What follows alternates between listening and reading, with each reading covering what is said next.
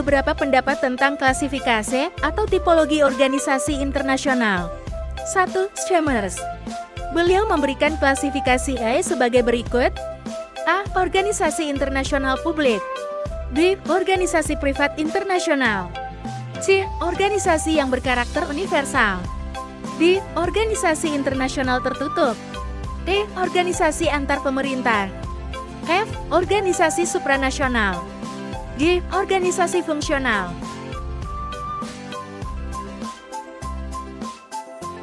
Get kedua, Larry Bennett. Modern international organizations may be classified as intergovernmental organizations, CGS, and non-governmental organizations, NGOs. Selain itu, beliau juga mengklasifikasikan OI antara privat dan publik, universal dan regional, tujuan umum dan tujuan khusus. Ketiga buat, beliau mengklasifikasikan AI berdasarkan A. Fungsi. B. Perjanjian. C. Sifat. D. Kewenangan. Keempat ton, Sugeng Istanto. A. AI privat. B. AI publik.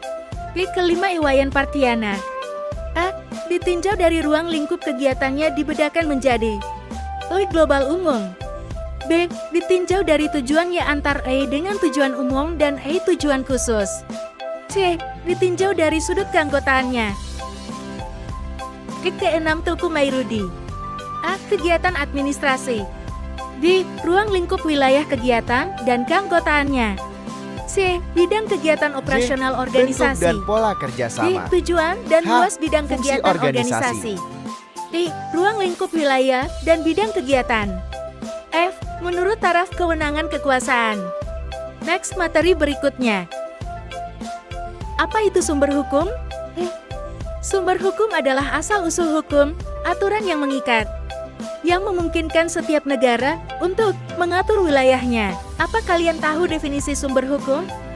Jika kalian belum tahu, mari simak video ini sampai akhir. Sumber-sumber hukum dapat diartikan sebagai bahan-bahan yang digunakan sebagai dasar oleh pengadilan dalam memutus perkara. Kata sumber hukum sering digunakan dalam beberapa arti, yaitu A. Sebagai asas hukum. B. Sebagai sumber berlakunya. C. Menunjukkan hukum terdahulu masih berlaku saat ini. D. Sebagai sumber dari mana kita dapat mengenal hukum. Misalnya dokumen, undang-undang, batu bertulis, dan sebagainya. E. Sebagai sumber terjadinya hukum. Sumber hukum adalah tempat di mana kita dapat melihat bentuk perwujudan hukum. Apakah kalian tahu jenis-jenis sumber hukum? Menurut Van Apeldoorn, sumber hukum 1. Sumber hukum dalam arti historis. 2. Sumber hukum dalam arti teleologis. 3. Sumber hukum dalam arti filosofis. 4. Sumber hukum dalam arti formil. Menurut Achmad Sanusi. 1. Sumber hukum normal terbagi menjadi sumber hukum yang langsung atas pengakuan undang-undang. 2. Sumber hukum abnormal. Menurut Algra membagi sumber hukum menjadi 1. Sumber hukum material. 2. Sumber hukum formil. Apa kalian tahu apa itu hukum material? Apa itu hukum formil? Next. A. Sumber hukum material. Sumber hukum material ialah tempat dari mana materi hukum itu diambil. Sumber hukum material ini merupakan faktor yang membantu pembentukan hukum, misalnya hubungan sosial, hubungan kekuatan politik, situasi sosial ekonomis, tradisi pandangan, keagamaan, kesusilaan. B. Sumber hukum formil atau formal.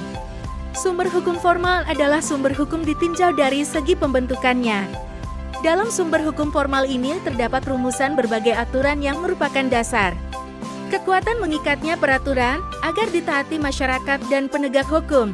Sumber hukum dalam arti formal ini secara umum dapat dibedakan menjadi 1. Undang-undang statut.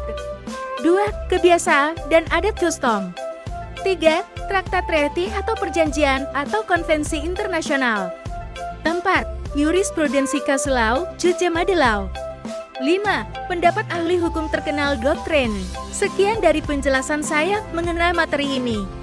Jika ada yang kurang tepat, Anda bisa menanggapinya di kolom komentar. See you again.